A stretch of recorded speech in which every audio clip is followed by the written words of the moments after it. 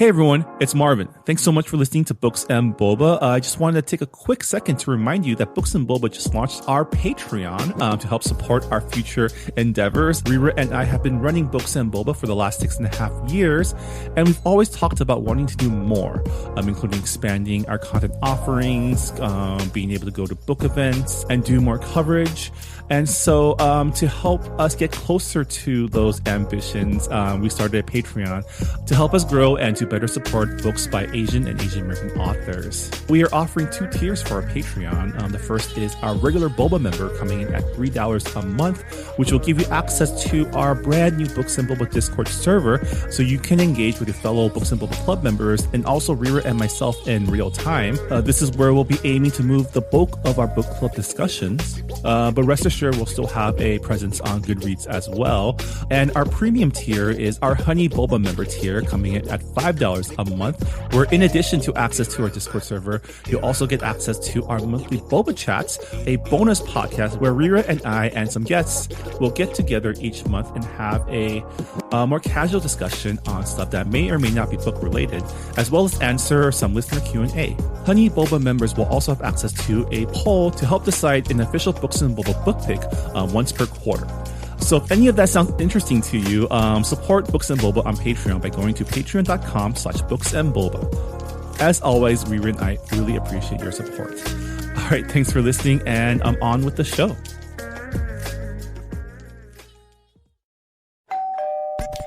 You're listening to Whoa! Potluck.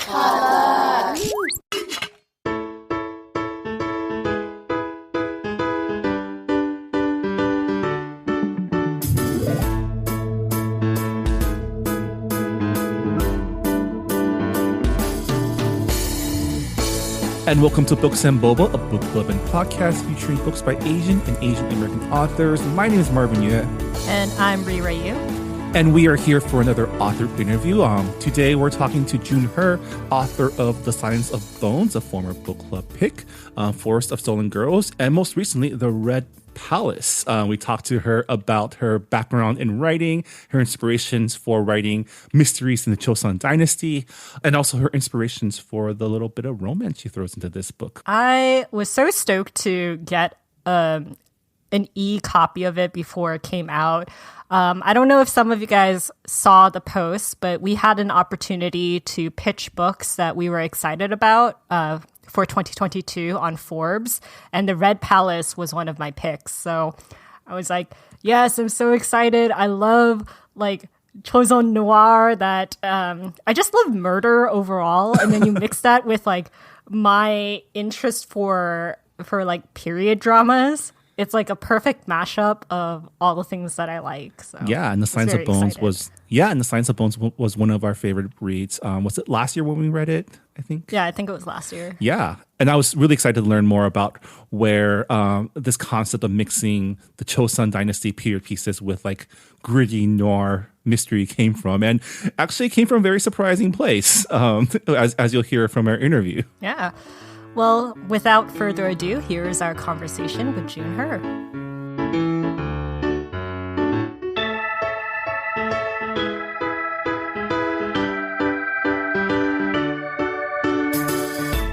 And we're here with author June He. She is the author of Silence of Bones, which was a previous book club pick on our podcast, as well as Forest of Stolen Girls, and most recently, The Red Palace. Welcome, June, to the podcast. Thank you so much for inviting me. We're so excited. I feel like we've been talking about you and your books for years now. So to finally have you on the podcast, it's pretty amazing. Yeah, I've heard of this podcast for a while, so I'm like, oh, so flattered. Yeah, I'm super excited because when I heard about The Red Palace, I was like, oh my God, I need to get my hand on it immediately. And the wait was just so agonizing because publishing it's weird because you'll hear about something a year and a half before it comes out. So it's we always ask this question to all of our authors. I guess, can you share what your journey was as a writer? Rira told me that it took you 10 years to publish your first book. Did you always want to be a novelist? I think it was around high school in Korea. when I was like panicking over my future because I was failing at school in Korea, and I didn't know whether I'd be able to go back to Canada or not. So you know, like in high school, they always ask you like, what do you want to be when you grow up, or what is the career you want to pursue? And I knew I wasn't good at science or math or anything else really. And but all I knew was that I really loved writing. And I loved writing ever since I began writing Pride and Prejudice fan fiction. And from there, I wrote anime fan fiction, and then I'd write my own historical, like British historical fiction. And so I always loved writing since I was in middle school. And so that kind of made me decide, like, okay, I'm going to be an author because I think that's the only thing I'll be decent at. And so, like I share my stories online, and I really loved the interaction with readers. And so I wrote my first original fiction, which was a Regency romance. And I tried to get that published. But the agents kept asking for revise and resubmit. They were like, you don't have a plot. And I'm like, what is plot? Like, I don't understand what I'm doing wrong. And so I think that's why it took me 10 years, because it was like the 10 years spent querying and trying to get published, and revising for agents and writing from scratch. Like I wrote that book literally like 4 times. Like it was a Regency romance, and then I revised it into Victorian era fiction, and then I rewrote it into a women's fiction. And so that experience really helped, was like a practice period for me to really understand, you know, what is plot, what is character development. And yeah, like afterwards, I think after 10 years, I was really tired, and I was like, okay, I don't want to write any more stories set in historical Britain, because just the rejection was too much. And so I started looking into other histories. And for the longest time, I told myself I'd never write about East Asia, mainly because growing up in Canada, there is a lot of subtle discrimination. And so I never wanted to be trap myself as an Asian author writing about Asia. So there wasn't a lot of internal like discrimination and like experiences that I had to kind of overcome to finally be like, okay, I don't want to write about any other history. I don't feel like I have the right to write about it, or that I'm comfortable to write about different histories. And so I finally kind of looked into Korean history, and I just fell madly in love. I'm like, oh, this is like Korean history is not like that exotic Asian history that a lot of, you know, Western films and literature kind of make it out to be. And so actually getting to know Korean history really helped me get over like my past experiences. And I grew so proud of Korean history, that I wanted to share it. And so The Silence of Bones was basically my love letter to Korean history, and my way of being like, oh my gosh, Korean history is so cool, and I need everyone to learn about it.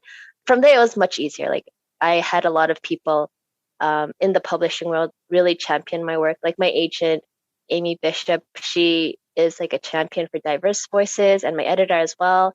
And so from there, the path was a bit smoother than the past 10 years before that. That's amazing. I love that you're not the first author to tell us that they had their roots in writing fan fiction. I feel like it's great.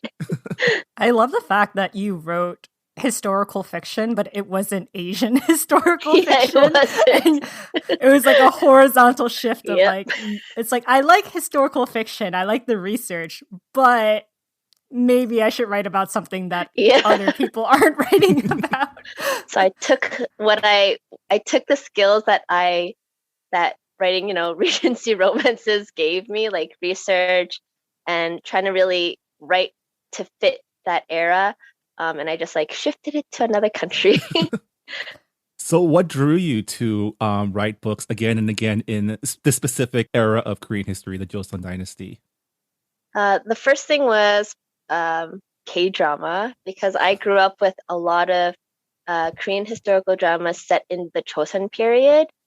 And like while I always found the Goguryeo period interesting, so the Goguryeo dynasty was the one before Joseon dynasty. And like I found it interesting, but I've always been really into aesthetics, and I loved the fashion in the Joseon dynasty. Like I loved how the hanbok looked like. I loved how like men and women did their hair. And so I was drawn to that. And then, but more importantly, the resources to research was much more accessible. Because the further back you get in time in Korean history, I find that it's much more difficult to tap into the research. At least as as a writer in the English language. So now I know how to. Now I've gotten a better hang at researching in Korean, but it's still, yeah, it's just not as easy. Like compared to, for example, if you want to write a book in medieval England, like you have tons of resources. But when I was thinking of writing about the Goguryeo period, it was like, yeah, it just felt much more limited. And so I just kind of, the Chosen period kind of became my comfort zone. I'm hoping to move out of it one day, but for now, it's like I've spent so many years just building knowledge about the Chosen period. The thought of like shifting to a different era is kind of intimidating at the moment. I mean, the Chosun Dynasty was like, what, 600 Yeah, years of exactly. history? It's so long. So much to tap into right now. So it's like, yeah, you don't really run out of material when it Nope. comes to like historical events in that dynasty. Exactly. But yeah, like I'm really glad that you brought up research because that was something that I was really curious about because so much of Asian history, it's not accessible in English. And you have to be really careful about Oh, English sources as well because if it's written by a non-Korean, like there's always that fear of them like missing cultural points. So I'm like curious, did you work with a translator? Did you contact professors who were bilingual to do your research? I tried. All right, so the weakest, like my weakest side as an author is I'm super introverted, and so like I tried emailing a few professors, and like I've yeah, but then yeah, like I'm very just like I'm pretty much a lone wolf when it comes to researching, and so hopefully, ideally, like I'll learn how to reach out to more professors and so on. But what really helped is early on, I was able to discover gems. So, for example, I rely a lot on it's called a book called Epistolary Korea, and it's translated by a Korean professor, I believe, but for sure Korean. And so this book is just a series of letters written in the Chosen period, a collection of them. So that really helped me get a good understanding of of how language was used, of the ordinary day in the lives of Chosen people. And there's other, and this, I think his name is like Chaehyun. I only know his first name is like Chaehyun, and he's like published a few more works, so I tracked all of those down. Um, and I think what really helped was because my sources are limited, I was just kind of forced to really brush up on my Korean and tap into more into Korean resources as well. And I think having a background in history in university, it kind of taught me the tools on how to like look into like on basically to figure out which articles are valid and which are just kind of sketchy.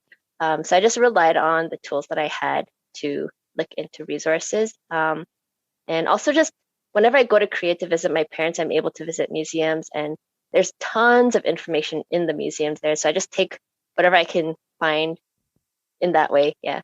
All right, so we've talked about your love of the Joseon Dynasty and as a setting. I want to learn more about what led you to choose mystery as your chosen genre, because you mentioned that you started by writing romances, and of course, there's Yeah. romance subplots in your books as well. But like, I remember the feeling of when I was reading The Science of Bones, saying this is a noir, but instead of like a hard boiled detective, you have the most hard boiled of people in this era, women living under a patriarchy, Yeah. solving mysteries. What led you to writing? Like, I think Riri and I did dub this like Chosun noir as your genre. Yeah, I love that.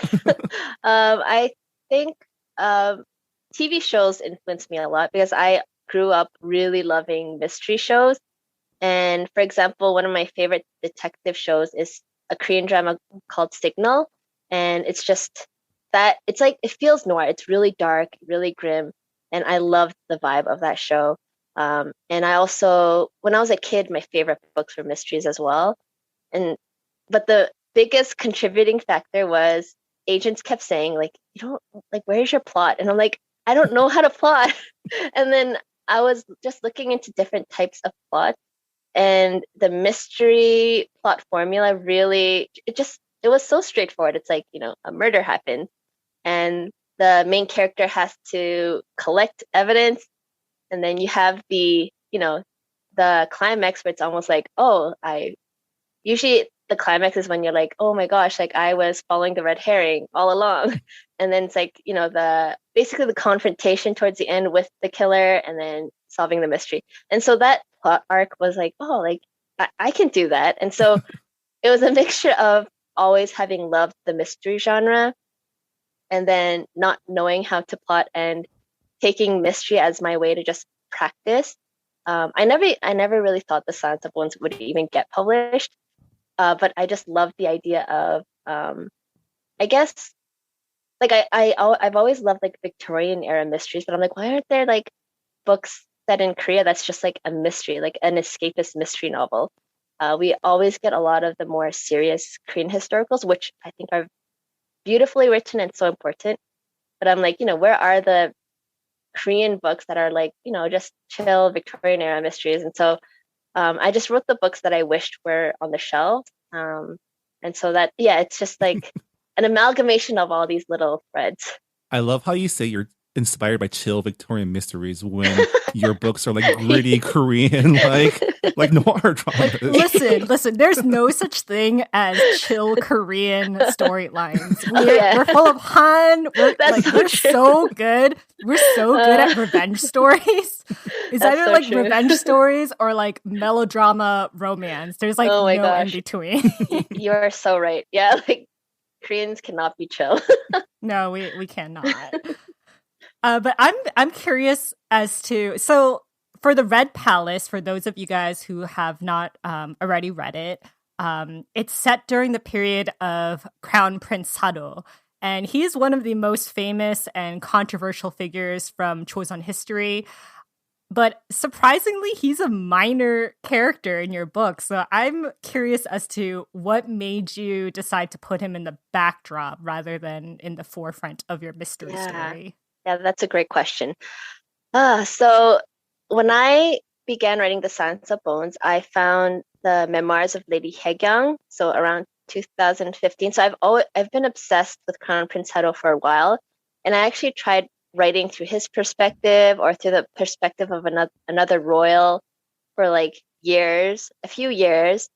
But each time, like I just couldn't find, this story just wouldn't flow, and I didn't really understand why until later on I decided I wanted to tell the story through a marginalized woman.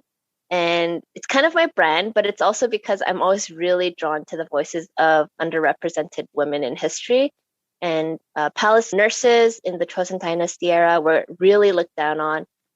Palace nurses gained more respect, but still there is that tension they have to live with because they're basically servant girls educated to become nurses. And when I was researching more about palace nurses, like that, their profession was so fascinating. And so first of all, that kind of took over the story because I was just so interested in the practice of nursing in the Joseon Dynasty era.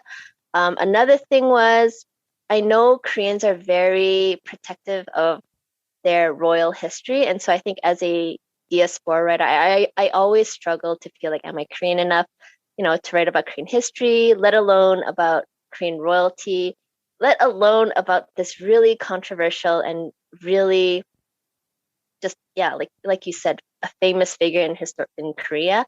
And so I think that kind of contributed to make the book feel almost like you're watching Crown Prince Sado through a keyhole.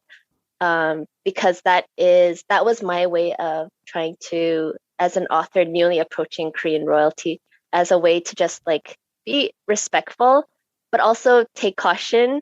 And the most the biggest factor was the fact that Crown Prince Hado, according to research, he actually did suffer mental health problems.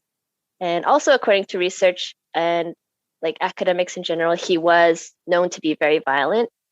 And as someone who doesn't really specialize in mental health, like I didn't want to portray him as, like to suggest that people with mental health problems can be violent, because I don't agree with that. And I'm pretty sure that there were other reasons that contributed to his violence. But yeah, like it was such a delicate subject, and I didn't know how to portray him in a way to justify making his story like the ultimate story in the story. So yeah, like just writing the story through a palace nurse's perspective. So giving readers a glimpse into Crown Prince Hado, making them curious and making them want to research for themselves. That was my goal in the end. But yeah, in the end, I was just like, oh, I don't know if I'm at the stage in my writing to really tackle Prince Hado as a main character. So that's why I kind of backed off. Because at the end of the day, all I really wanted was just to get more readers interested in his life. You were scared to tackle Korean royal history, but yes. It did not stop you from writing Regency and Victorian. Yeah, because it's like, because I think the thing is, like, there's so many Regency romances out there, like Victorian historical fiction, and I read them growing up, and so like authors take so much liberty with it. But when it comes to marginalized history, or like a history marginalized in the West, there is this burden to portray things as accurately as possible, and the fear that, if you screw up, like the Koreans will get pissed at you, and you might like misinform the Western readers. And so I think because of that pressure, it was just like I didn't want to be the person to be like, this is who I think Prince Hado is, and make him a main character, and I just didn't want to screw up in that sense. So I think that's why I kind of backed off. Yeah, I mean, there's definitely something to be said about the burden of just representation in Yeah. a space where stories like that aren't represented. But I will say, even that decision was, I feel like, a good one, because I think because your stories focus on marginalized people within like this confines of history, I think that makes it stronger, because I think my favorite parts of reading, like you say that, you're bad at plotting, but your books are so full of plot and just so full of world building, and you definitely let your readers feel what it feels like to be like not only a member of a oppressed gender, but also oppressed class too. And, you really shine a light on what it felt like to live during this time period. And I think you do that really, really well.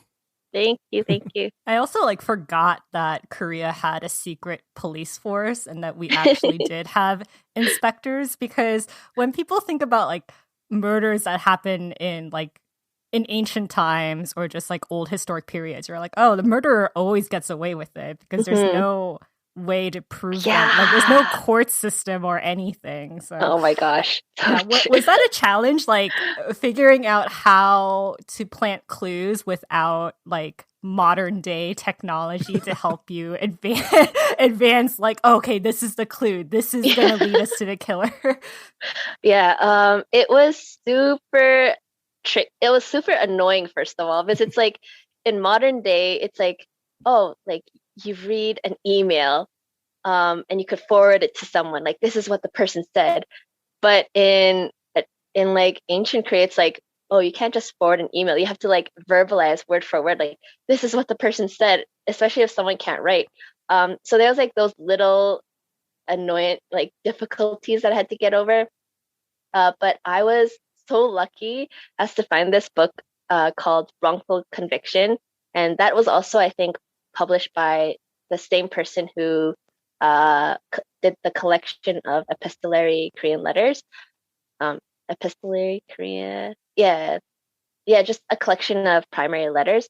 And so that book, Wrongful Conviction, is just a book full of cases that authorities dealt with in Korea, and it shows all the techniques of investigation and torture techniques they went through, and evidences that were found. And so I kind of that really got my brain working.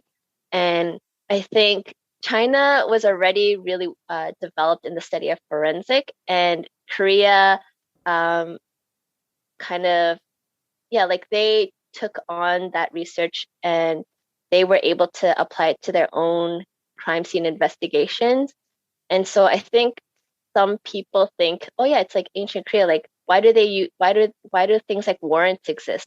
Um, like the investigation seems so modern. Like, of course, I took some liberty here and there, but also Korea, East Asia.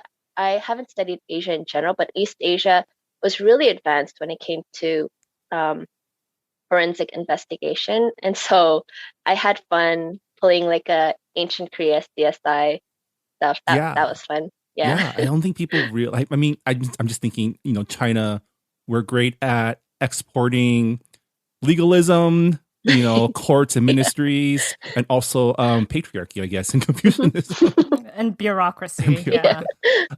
But yeah, I mean, it's really amazing to think about. Like, you look at a lot of like historical dramas, like C dramas and K dramas, and comparing the courts of like a historical K drama to the courts of like a historical like European. Like the bureaucracy is just way more advanced than Mhm, you would think at those times.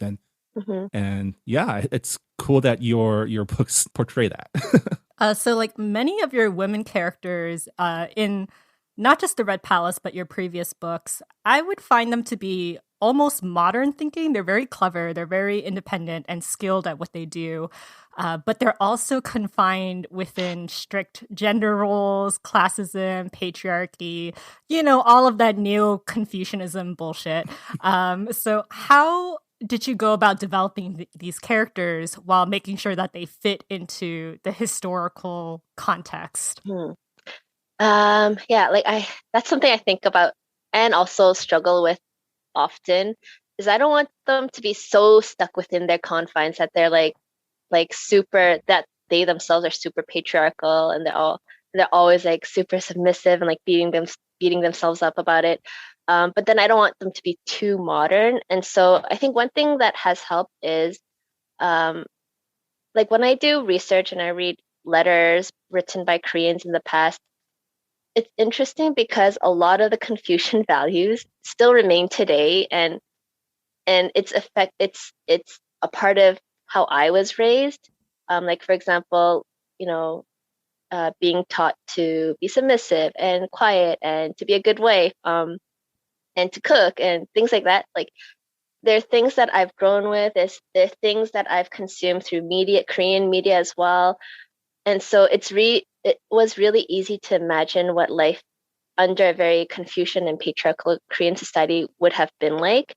At the same time, uh, like in my head, I'm kind of like, I feel like the inner world of humans in general and throughout history, there must have been something like human nature is still human nature. And I feel like under that kind of oppressive patriarchal system, there must have been women who are like, this doesn't feel right. Like, for example, um, like in The Silence of Bones, there's Lady Kang who becomes this leader in this Catholic movement. And she was very, like, when I look at her, I would say, like, there was something very feminist about her where she's like, I want to educate the servants and so on.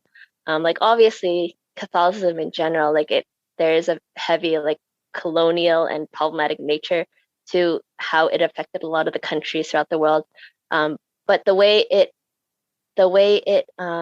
just spread through Korea was very homegrown, and it yeah it just a lot of the it like a lot of the women in Chosen Korea when it came to Catholicism, like you see this kind of rebellious nature where they even like created this troop called the Troop of Heretical Virgins, where the women were like, okay, society is telling me my place is to marry and give birth, and that's all I'm good for. Well, I'm not going to get married then. And so, like, I see Korean women in the past being very rebellious and pushing against patriarchy. And so, I think in that sense, it's like to me, it seems modern, but it's like there has always been rebellious women in the past, and that's kind of the glimpse that I wanted to capture. But yeah, I just have to I'm always trying to be careful not to make them seem too feminist, like too aware of their feminism. I mean, it helps when you have characters like Hyun, who is super educated. Yeah, And of course, exactly. like, if you're of a lower status, obviously you have more mobility to Hmm. investigate. I mean, I can't imagine how difficult it would have been if your main character was a royal. And Yes. it's like, how are they going to Seriously. investigate? There's always like 20 people following them Yeah. in like a parade. Hmm. Exactly. That's also like a main reason why I haven't yet written about aristocratic female characters, because the rules back then were so strict about like what noble women could do and could not do. So, the Red Palace, you returned to your roots and added some slow burn romance into the story. The Science of Bones had not, I wouldn't say romance, more like love. It was a sibling story, Yeah. but this one had a lot more romance. What made you decide to bring it back into your repertoire? Yeah. I think the 10 years spent querying my romance books and getting rejected, I was like, okay, I'm not good at romance. And so for the Science of Bones and the Forest of Stolen Girls, that's one reason why I stayed away from romance. But also because I was writing about Korean history is so intense. I was like, if are gonna be investigating into murders, I'm like, I don't think they'll have time for romance. And so that's another reason why I stayed away from romance. But when it came to the Red Palace, because I had from the get-go, so like the reason why I even wrote the Red Palace in the first place was because my editor suggested like, oh, like, having a palace nurse and an investigator duo would be really interesting. And so that at once kind of sparked like, oh, like there could be a slow burn romance here. Because my favorite trope is when two detectives kind of are partnered to work on something and they slowly fall for each other.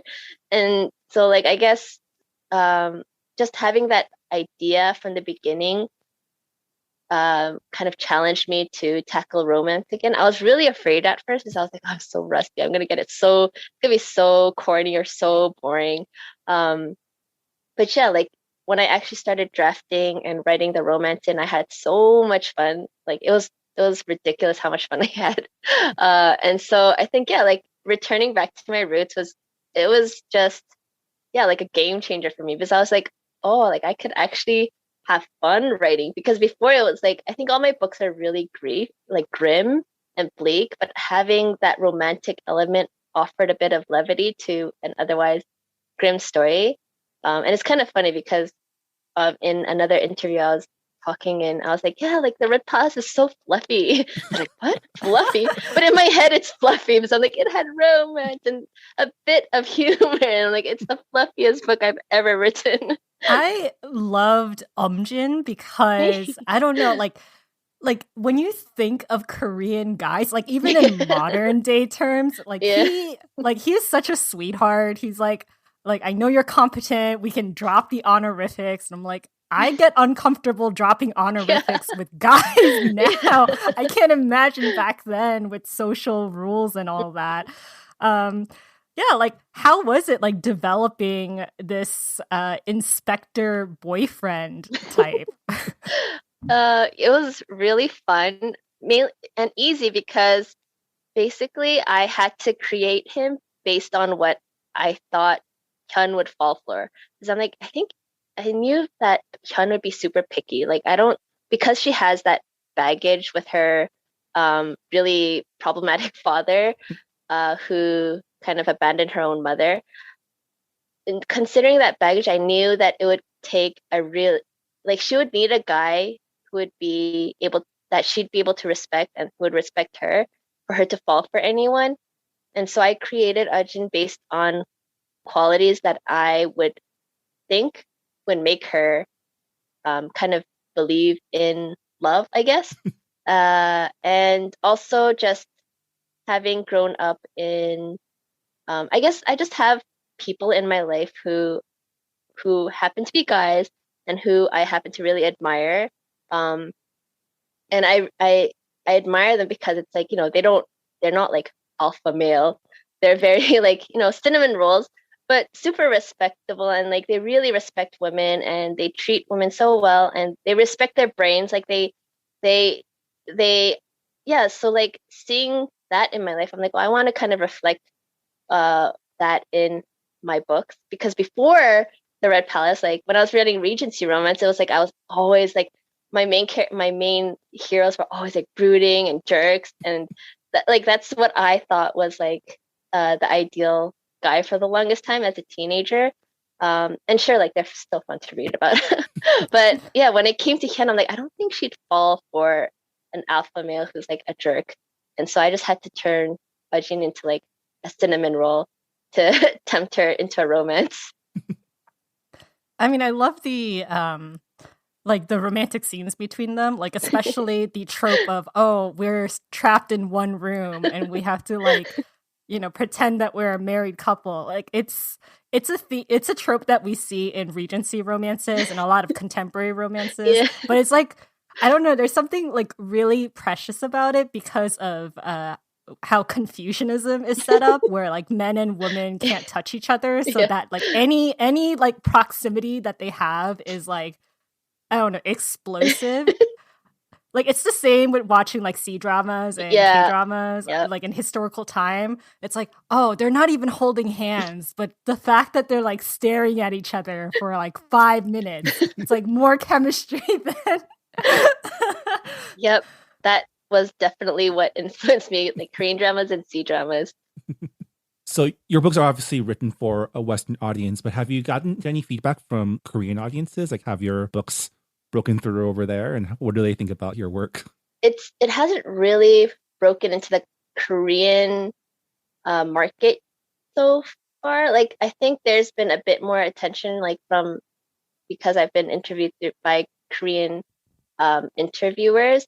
But in general, like most of the Koreans that have read my work are Korean Americans or Korean Canadians, or just Korean diaspora readers. And so I can't say, like, the only thing I know is once.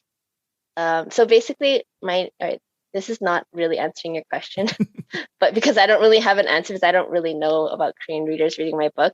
But the only thing is that my name, Jun Her, is in Korean. My name is Ha Ju-eun, and there was like this really famous legendary physician in Chosun, Korea named Ha Jun, and so they're like, oh yeah, like he's writing all these books in Canada. So that's all I know about how Korean readers have reacted to my books. They think my name is very similar to a Chosun Dynasty era physician. That's funny because that was the next question I was going to ask Oh, really? you. It's like, I was just like, oh yeah, like you have the same name as this very famous Chosun era doctor who also had his own very like popular Korean drama. So, I was like, did your parents like purposely name you after a really famous historical doctor? Nope. They just they just named me based on like Hanja characters. I didn't even know about Hajun until like all my friends in Korea were like calling me by the physician's name. So yeah. So I think we are winding down to our to the end of the time, but I do know that you have another book that is coming out. If you can share what you can, because I know that publishing can be very secretive, but if you could give us a sneak peek, that would be wonderful. Yeah, so my next book is called A Crane Among Wolves, and it's about a girl and a prince who have to team up in order to basically overthrow King Yeonchang-gun, who was Korea's worst tyrant, in order to save her sister. And King Yeonchang-gun was, wow, he's like, I'm so excited to like dump all my research on Ever, because he was like wild. Yeah, he was the worst king I've ever heard of in Korean history. We had plenty of those too. So yeah. Awesome. Well, June, thank you so much for joining us on Books and Boba. If people want to find out more about you or your books, where can they go to? They could find me on Twitter at writer June Her, or on Instagram at June H. Wright. Awesome. Well, thank you so much for joining us. Congratulations on the launch of a new book. Good luck with your work on your next book. Can't wait to just find out what else you're going to make. Thank you. Thank you so much. I had so fun chatting with you both. And that was our conversation with June He, the author of The Red Palace, The Silence of Bones, and The Forest of Stolen Girls. You can find all of our books at your local bookseller or at ourbookshop.org, where you can also support your local bookstores and our podcast. Hira, that was a lot of fun. It was really fun to learn how coincidental a lot of June's writing process was. Yeah, I mean, happy accidents. Yeah. Let me tell you, like that is a good way to mix new genres, I guess. And she created a really, really good one, and I can't wait to see what she comes up with next. So yeah, Rira, please remind us of our book club pick for February 2022. So our February 2022 book club pick is Good Talk by Mira Jacob. And it is a graphic memoir about Mira Jacob's experience as a person of color in America and about having interracial families. Her son is half Jewish, half Indian, so she explores her relationship with her son, also colorism. It's been a while since we've read anything graphic novel, graphic memoir. So I'm excited to go back into that genre. Yeah, looking forward to discussing this with you at the end of the month. And with that'll do it for this episode of Books and Boba. Thank you once again to June He for joining us for this episode. As always, thank you so much for listening to this episode of Books and Boba, and we'll see you next time. Bye, everyone. Bye. Thanks for listening to Books and Boba. This podcast was hosted by Marvin Yue and Rira Yu and edited and produced by Marvin Yue. Follow the book club on Twitter and Instagram by going to @BooksandBoba and engage with us on Goodreads on our Goodreads group. You can also check out past episodes of the podcast by going to booksandboba.com and by subscribing to us on your favorite podcast app. Don't forget, you can support Books and Boba and Asian American authors by purchasing books at our bookshop.org account.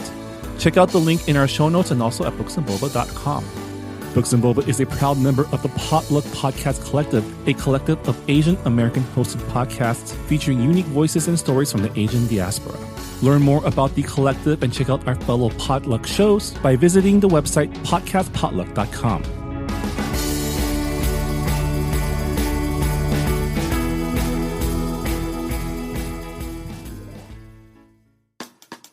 Hey Ryan, what's black and white and red all over? I don't know, Ramen. Two nuns having a chainsaw fight? Dude, inappropriate. Come on, man. This is supposed to be a podcast promo for our secret underground podcast, Quarantine Comics. Oh, yes. Quarantine Comics, the weekly comic book club where I, ace reporter Ryan Joe, And I, mild-mannered Ramen Settle. team up to discuss some of comics' greatest works. Or just some really cool comics that we've been wanting to read. From Alan Moore to Uzumaki, From Arrakis to Zendaya. from Adrian Tomine to Jean Lun Yang. You might not have heard of half the stuff that we're reading. Or the other half is just pop culture superhero stuff. They could just read the books with us, Ryan. Yes, they could do that, but you could also just send us money. No, Ryan, that's not how passion podcast projects work. Why in the hell are we even doing this?